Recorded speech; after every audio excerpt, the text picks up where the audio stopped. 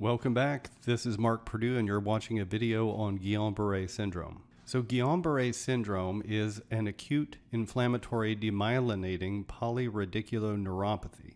That's a mouthful, but essentially this is a demyelination of nerve roots in nerves that is caused by an autoantibody or autoimmune process triggered by an infection.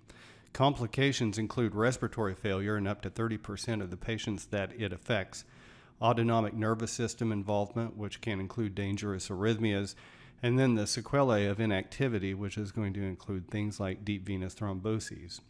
Interestingly, the influenza vaccine is possibly associated with a small risk of triggering Guillain-Barre syndrome, 1 per 1 million or so, and should not be given to patients who have had a prior episode of Guillain-Barre. The epidemiology of Guillain-Barre is thankfully rare, with 1.8 per 100,000, and the mean onset of age is listed at 40 years, but that's kind of deceiving because it's a bimodal peak between the ages of 20 to 24 and 70 to 74.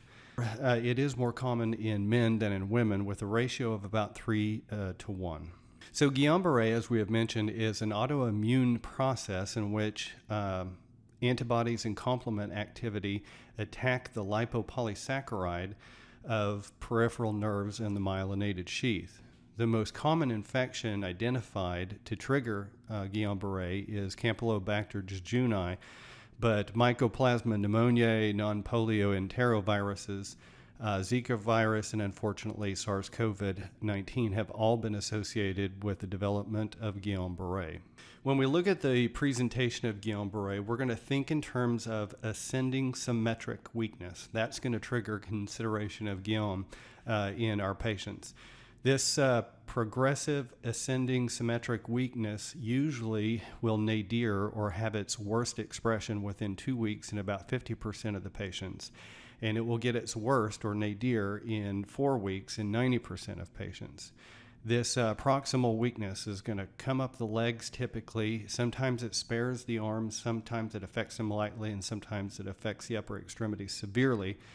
Facial weakness can be involved, but usually we do not see bulbar and ocular nerves except for facial weakness. Autonomic signs may be present, including tachycardia, wide blood pressure changes, hypertension, as well as hypotension, bradycardia, cardiac arrhythmias, and then changes in perspiration goes along with the effects of the autonomic nervous system. Respiratory sense changes can be associated, including respiratory failure, and so not a few of these patients will require prophylactic intubation. Neurologic exam is going to show a symmetric proximal and distal weakness with areflexia. Evaluation of patients with possible Guillain-Barre should include a neurology consultation. As soon as you have a suspicion of Guillain-Barre, you want to have a specialist involved in their care. Part of that consultation is going to include a lumbar puncture. The analysis of cerebrospinal fluid will show that it is sterile because the patient does not have an acute infection. They're exhibiting an autoimmune reaction to a previous infection. However, the autoimmune reaction will generate lots of aberrant proteins as a result of immune globulins and complement activity. And then the neurologist will consider performing an electrodiagnostic study, nerve conduction and electromyography, to confirm the presence, pattern, and severity of peripheral demyelinating neuropathy. So for management of Guillain-Barre, we're going to see general medical measures. If the patient starts to exhibit involvement of the upper extremities, bulbar weakness, autonomic dysfunction, then they probably will be sedated, paralyzed, intubated, and then put on a ventilator to breathe for them. If the patient does go into frank respiratory failure, they could die from that, and so prophylactic intubation is indicated.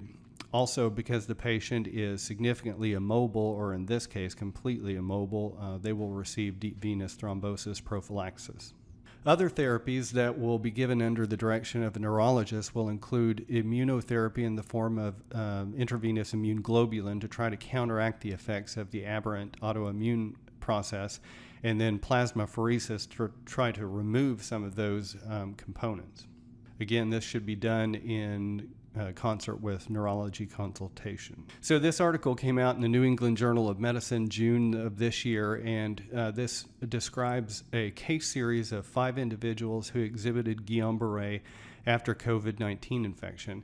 So if I can direct your attention to the neurologic signs and symptoms, so about 7 days or 10 days, 5 days after the onset of COVID symptoms, this individual developed flaccid areflexic tetraplegia, so flaccid arms and legs and no reflexes, evolving to facial weakness, and then upper limb paresthesias, followed by respiratory failure. So this is describing the syndrome that we talked about. The individual in the video who has just leg involvement has a lesser form, but if you can read through these, you can see that individuals with flaccid areflexic tetraparesis will likely proceed to respiratory failure. Given the number of cases of COVID-19, it is reasonable to conclude that we will see an increased incidence of Guillain-Barré. Okay, so lift your arms up as strong as you can. Good. Strong. Lift up your leg. Not as strong. I can push that in pretty easily. Same there. You're trying as hard as you can? Yeah. Okay. So let me just test your reflexes. Nothing. Did you have reflexes in the past? Yeah. How do you know? I went to my diabetic doctor. Uh-huh. He tested it. When was that? About a year ago. Okay. So I'm really not getting any reflexes in the arms or the legs. Okay, thank you very much. So not every patient that presents with weakness will end up with the diagnosis of Guillain-Barré, and it does seem kind of closely associated with a number of other presentations. So I would encourage you to go through this diagnostic algorithm and try to make yourself familiar with some of the larger decision points. So prognosis, most patients will fully recover and have only minor deficits. The problem, however, is that it does have a 3 to 7% mortality rate, with patients with significant comorbidities being at increased risk for mortality. But a lot of patients will fully recover, but it will take weeks and perhaps years. And so if it takes the patient 4 to 8 weeks to return to fully walking, then you can see that that's going to have a significant impact on their ability to be independent, employed, and so on. In summary, Guillain-Barré is an acute inflammatory demyelinating neuropathy that is thought to be triggered by some antecedent infection.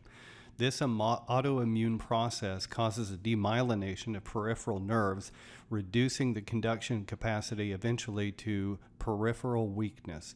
This is ascending symmetric weakness, also associated with sensory and autonomic dysfunction. Autonomic dysfunction can include abnormalities in cardiac rhythm, but also and importantly, respiratory failure. Treatment will include early consultation with neurology, possible prophylactic intubation because of respiratory failure, and then immune therapies including IV immune globulin and then plasmapheresis. The good news is that about 87% of these patients will recover, mostly fully. The bad news is that it may take weeks in order for this to occur. This marks the end of the video on Guillain-Barré.